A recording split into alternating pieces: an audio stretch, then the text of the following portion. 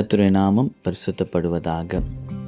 இந்த நாளுக்கான வெளிச்சம் ஏசாயா 56 அதிகாரம் 7 நான் என் பரிசுத்த மலைக்கு கொண்டு வந்து என் ஜெப வீட்டிலே அவர்களை மகிழ பண்ணுவேன். தொடர்ந்து வாசிப்போம் என்றால், என்னுடைய வீடு சகல மக்களுக்கும் ஜெப வீடு எனப்படும். ஏசாயா 56:7 கர்த்தர் தம்முடைய ஜெப வீட்டை குறித்தும் தம்முடைய ஆலயத்தை குறித்தும் அவர் சொல்லுகிறார். புதிய ஏற்பாட்டிலே நீங்களும் நானுமே தேவனுடைய ஆலயமாக இருக்கிறோம். அதே போல எபிரேயர் 10 அதிகாரம் 24 முதல் 25 கர்த்தர் கூடி வருகிறதை, சபை கூடி வருகிறதை விட்டுவிடாதீர்கள் என்று கர்த்தருடைய வார்த்தை சொல்லுகிறது. அப்போது புதிய ஏற்பாட்டில் ஜெப வீட்டை குறித்தும் தேவ ஆலயத்தை குறித்தும் கர்த்தர் கரிசனை உள்ளவராய் இருக்கிறார். அவரே இந்த ஆலயத்தின், இந்த ஜெப வீட்டின் தலைவராய் இருக்கிறார். லூக்கா 13 அதிகாரம் 10 முதல் 14 வாசிப்போம் என்றால், 18 வருஷமாய் கூனியாய் இருந்த ஒரு ஸ்திரீ இருக்கிறார்.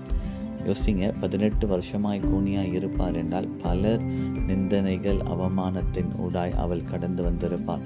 எத்தனையோ பேர் அவளை சந்திக்கும் போதெல்லாம் அவருடைய பலவீனத்தை ஞாபகப்படுத்தியிருப்பார்கள். ஆனாலும் 18 வருஷமாய் தேவ ஆலயத்தை விடலை. அப்பொழுது இயேசு ஒரு நாள் அங்கு பிரசங்கம் செய்து முடித்த பின்பு அவளை பார்த்து மனதுருகி என்ன செய்தாலாம், அருகாமையில் அழைத்து அவளை தொட்டு அவளை சுகமாக்குகிற ஒரு தேவனாக இருக்கிறார். யோசிப்போமே, ஒருவேளை 17 வருஷம் ஆலயத்துக்கு போயிட்டேன், இனிமேல் நான் ஏன் ஆலயத்துக்கு போக வேண்டும் என்று அந்த நாளிலே அவள் ஆலயத்துக்கு போகாமல் இருந்திருப்பார் என்றால் சுகம் அடைந்திருக்க மாட்டாள். அப்போ கர்த்தர் தம்முடைய ஜெப வீட்டிலே கர்த்தர் அவளை சந்தித்து அவளுக்கு அற்புதத்தை செய்தார். அதுதான் இந்த வசனம் சொல்லுகிறது, என்னுடைய வீடு சகல மக்களுக்கும் ஜெப வீடு எனப்படும். இப்போ நம்முடைய வாழ்க்கையில கூட ஜெப வீட்டை குறித்தும் தேவனுடைய ஆலயத்தை குறித்தும் வைராக்கியம் கொள்ளுவோம்.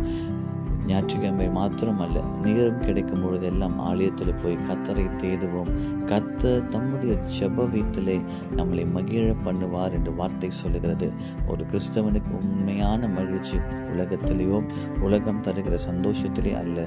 நாம் ஜெப வீட்டில் வரும்பொழுது கர்த்தர் தம்முடைய சந்தோஷத்தினால் நம்மை நிரப்புகிற தேவனாக இருக்கிறார். அன்பின் பரலோக பிதாவே, இந்த புதிய வாரத்துக்காக நன்றி.